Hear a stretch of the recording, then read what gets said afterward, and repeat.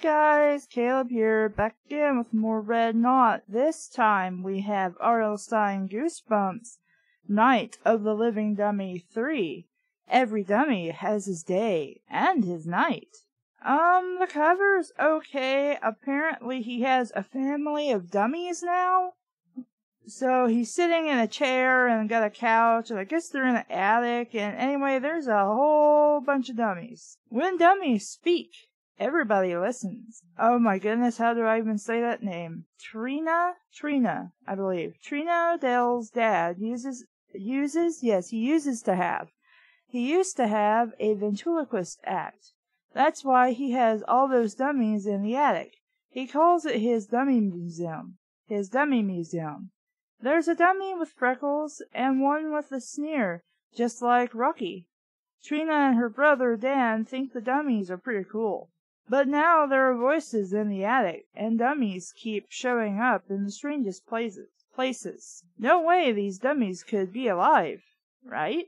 Reader beware, you're in for a scare. Goosebumps. Also available from R.L. Stine Bad Hair Day, which I reviewed here. Chapter 1. The stairs up to my attic are narrow and steep. The 5th step is loose and wobbles when you stand on it. All the other stairs creak and groan. My whole house creaks and groans. It's a big old It's a big old house, and it's kind of falling apart. Mom and Dad don't really have the money to repair it. Trina, hurry, my brother Dan whispered. His words echo in the steep attic stairwell.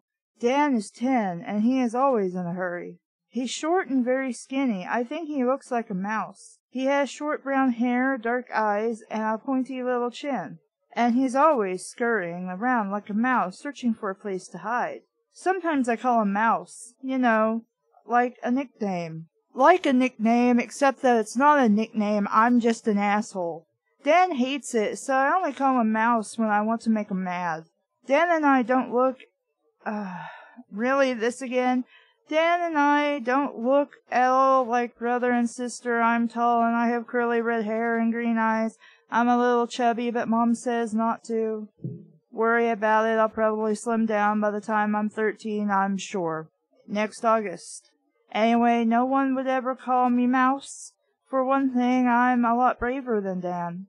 You have to be brave to go up to our attic, not because of the creaking stairs, or the way the wind whistles through the attic windows and makes the panes rattle, not because of the dim light up there, or the shadows, or the low ceiling covered with cracks. You have to be brave because of the eyes, the dozens of eyes that stare at you through the darkness, the eyes that never blink, the eyes that stare with such eerie, heavy silence. Dan reaches the attic ahead of me. I hear him take a few steps over the squeaking wooden floorboards. Then I hear him stop. I knew why he stopped. He was staring back at the eyes and the grinning faces. I crept up behind him, moving on tiptoe. I leaned my face close to his ear, and I shouted, "Boo!" He didn't jump. "Trina, you're about as funny as a wet sponge," he said. He shoved me away. "I think wet sponges are funny," I replied. "I admit it. I like to annoy him." I don't see how wet sponge and funny is even... I don't see how this is getting him back for calling you a wet sponge and that you're not funny. "Give me a break," Dan muttered. I grabbed his arm. "Okay," I pretended to break it in two. "I know it's dumb, but that's the way my brother and I kid around all the time.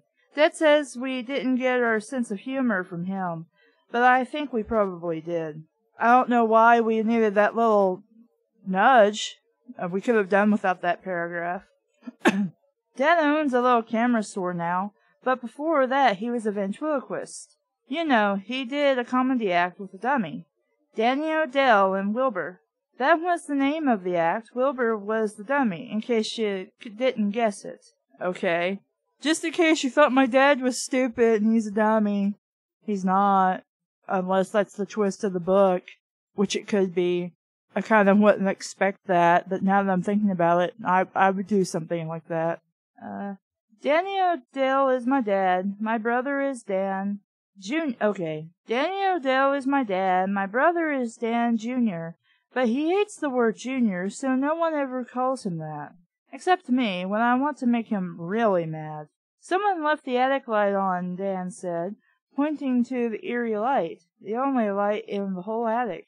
Our attic is one big room. There are windows at both ends, but they are both caked with dust, so not much light gets through. Why don't you wash them? Dan and I made our way across the room. The dummies all stared at us, their eyes big and blank. Most of them had wide grins on their wooden faces. Some of their mouths hung open, some of their heads tilted down, so we couldn't see their faces. Wilbur, Dad's first dummy, the original Wilbur, was perched on an old armchair. His hands were draped over the chair arms. You know, you probably want to try using a different word or something, because it seems like a lot to say, and that you keep reusing the same words, armchair, chair arms. Maybe try for something different. His head tilted against the chair back. Dan laughed. Wilbur looks just like Dad taking a nap. I laughed too. With his short brown hair, his black eyeglasses, and his goofy grin, Wilbur looked a lot like Dad. The old dummy's black and yellow checked sports jacket was worn and frayed, but Wilbur's face was freshly painted. His black leather shoes were shining. One wooden hand had part of the thumb chipped out. But Wilbur looked great for such an old dummy. Dad keeps all of his dummies in good shape. He calls the attic his dummy museum. Spread around the room are a dozen old ventriloquist dummies that he had collected. Well, no shit, Sherlock. He spends all his spare time fixing them up, painting them, giving them fresh wigs, making new suits and pants for them, working on their insides, making sure their eyes and mouths move correctly. These days, Dad doesn't get to use his ventriloquist skills very often. Sometimes he'll take one of the dummies to a kid's birthday party and put on a show. Sometimes people in town will invite him to perform at a party to raise money for a school or library. But most of the time the dummies just sit up here, staring at each other. Some of them are propped against the attic wall, some are sprawled out on the couch. Some of them sit in folding chairs, hands crossed in their laps. Wilbur is the only one lucky enough to have his own armchair. When Dan and I were little, we were afraid to come up to the attic. I didn't like the way the dummies stared at me. I thought their grins were evil. Dan liked to stick his hands into their backs and move their mouths. He made the dummies say frightening things. "I'm going to get you, Trina," he would make Rocky growl. Rocky is the mean-faced dummy that sneers instead of smiles. He's dressed like a tough guy in a red and white striped t-shirt and black jeans. He's really evil-looking. "I'm coming to your room tonight, Trina, and I'm going to get you." "Stop it, Dan, stop it," I would scream. Then I would go running downstairs and tell Mom that Dan was scaring me. I was only 8 or 9. I'm a lot older now, and braver, but I still feel a little creeped out when I come up here. Well, I would too. I mean, yeah, you know they're dummies, but they're all staring at you. Kind of like if it was staring at you. Like, he's a clown, but you know he's an evil asshole. He's going to, murder-nate you if he gets the chance to. I know it's dumb, but sometimes I imagine the dummies sitting around up here talking to each other, giggling and laughing. Well, that's not really dumb. That's just if they were people, that's probably what they do. Sometimes late at night when I'm lying in bed, the ceiling creaks over my head. Footsteps. I picture the dummies walking around in the attic, their heavy black shoes clunking over the floorboards. I picture them wrestling around on the old couch or playing a wild game of catch, their wooden hands snapping as they catch the ball. Dumb? Of course it's dumb. But I can't help it. They're supposed to be funny little guys, but they scare me. Thought you said you were older and braver now. Suddenly they're back to scaring the shit out of you? I hate the way they stare at me without blinking, and I hate the red-lipped grin frozen on their faces. Dan and I come up to the attic because Dan likes to play with them, and because I like to see how Dad fixes them up. But I really don't like to come up to the attic alone. Dan picks up Miss Lucy. That's the only girl dummy in the group. She has curly blonde hair and bright blue eyes. My brother stuck his hand into the dummy's back and perched her on his knee. "Hi, Trina," he made the dummy say in a high, shrill voice. Dan started to make her say something else, but he stopped suddenly. His mouth dropped open, like a dummy's, and he pointed across the room. "Trina, look!" Dan stammered. "Over there." I turned quickly, and I saw Rocky, the mean-looking dummy, blink his eyes. I gasped as the dummy leaned forward and sneered. "Trina, I'm going to get you," he growled. Chapter 2. I uttered a startled cry and jumped back. I swung around, ready to run to the attic steps, and I saw Dad laughing. "Hey!" I cried out angrily. "What's going on here?" I turned back to see Dad climb his feet behind Rocky's chair. He carried Rocky in one arm. Dad's grin was as wide as the dummy's.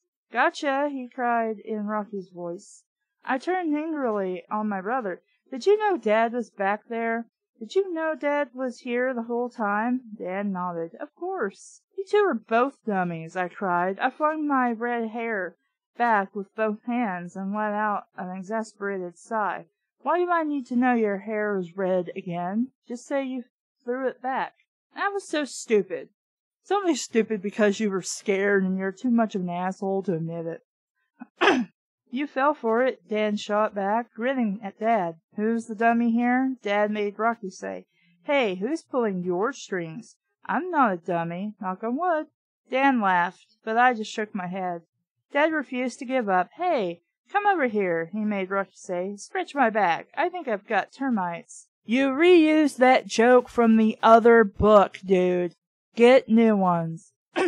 I gave in and laughed. I'd heard that joke 1,000,000 times, but I knew Dad wouldn't stop trying until I laughed. He's a really good ventriloquist. You can never see his lips move, but his jokes are totally lame. I guess that's why he had to give up the act and open a camera store. I don't know for sure. It all happened before I was born. Dad set Rocky back on his chair. The dummy sneered up at us. "Such a bad news dummy. Why couldn't he smile like the others?" "Because he's not supposed to. It's how he was made."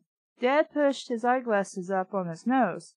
"Come over here," he said. "I want to show you something." He put one hand on my shoulder and one hand on Dan's shoulder, and led us to the other end of the big attic room, so Dan didn't put down the Lucy doll he was fucking with.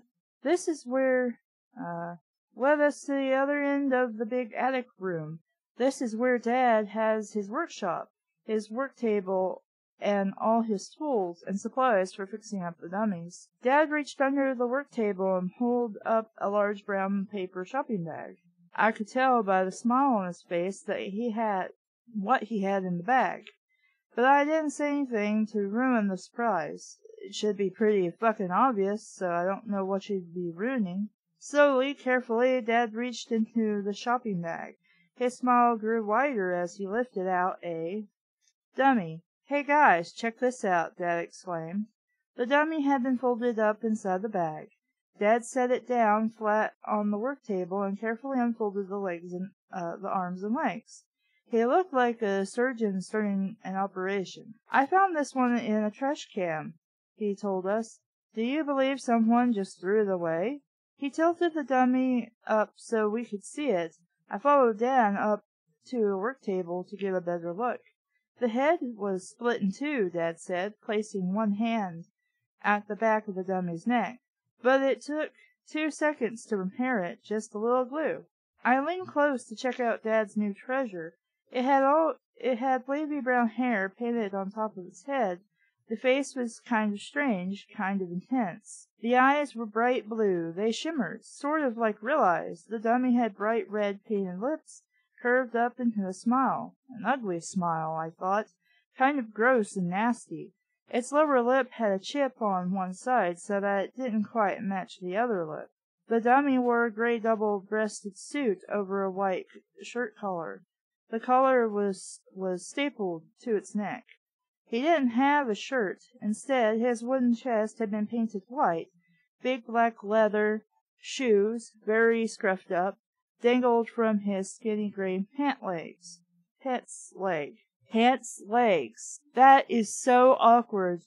You just Just drop the S on pants. Can you believe someone just tossed him into the trash? Dad repeated. Isn't he great? Yeah, great, I murmured. I didn't like the new dummy at all. I didn't like his face, the way his blue eyes gleamed, the crooked smile. Dan must have felt the same way. He's kind of tough-looking, he said. He picked up one of the dummy's wooden hands. It had deep scratches all over it. The knuckles appeared cut and bruised, as if the dummy had been in a fight. Not as tough-looking as Rocky over there, Dad replied, but he does have a strange smile. He picked at the small chip in the dummy's lip. I can fill that in with some liquid wood filler. Then I'll give the whole face a fresh paint job. What's the dummy's name? I asked. Dad shrugged. Beats me. Maybe we'll call him Smiley. Smiley? I made a disgusted face. Dad started to reply, but the phone rang downstairs. 1 ring, 2, 3. I guess your mom is still at that school meeting, Dad said. He ran to the stairs. I better answer it. Don't touch Smiley till I get back. He vanished down the stairs. So, look, you would have known your wife isn't home, dude. So you would have known to go get the phone or just let it ring. I mean, you could always call whoever it was back, assuming you had like an answering machine or caller ID or something, because back then you didn't have cell phones or anything like that. I picked up the dummy's head carefully in both hands. Dad did a great gluing job, I said. He should do your head next, Dan shot back. Typical. Why would you say that? There's no reason for it. I don't think Smiley is a good name for him, Dan said, slapping the dummy's hands together. How about Dan Jr., I suggested, or Dan the Third? He ignored me. How many dummies does Dad have now? He turned back toward the others across the attic and quickly counted them. I counted faster. This new one makes 13, I said. Dan's eyes went wide. Whoa, that's an unlucky number. Well, if we count you, it's 14, I said. Gotcha, Danny boy. The pipes are calm. Man, it has been such a long time since I've actually sung that song. I don't think I even remember the proper lyrics for that. Like, I remember parts of the lyrics, but not like all the lyrics. Dan stuck his tongue